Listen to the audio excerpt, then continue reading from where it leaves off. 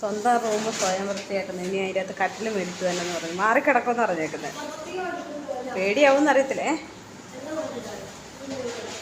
അല്ല, അത് മാറ്റണ്ട. അത് അവിടെ ഇരുന്നത് അത് പിന്നെ മാറ്റിക്കോളാം. എല്ലാ കുഞ്ഞുമുറിയിലേക്ക് കയറ്റിയിട്ടല്ലേ ശരിയാവില്ല. ഞാൻ